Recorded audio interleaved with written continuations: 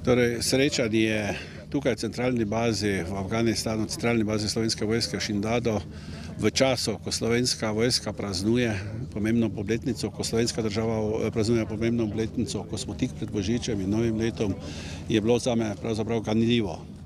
Tu sem se prepričal, da imamo odlične profesionalne vojake, ki vedo, da so v misiji pomoči in miru in zagotavljanja miru v svetu in v Sloveniji.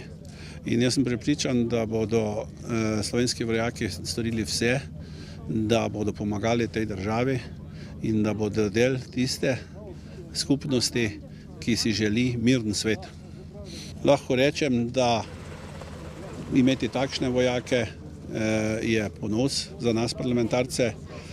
Je pa treba tudi reči, da smo slišali od njih tudi stališča in mnenja, da na nekaterih segmentih niso najboljše opremljeni, da je razvoj vojaške tehnike šel naprej in zaradi tega bo slovenska država morala skrbeti za varnost naših vojakov v svetu bolj, kot je skrbela doslej.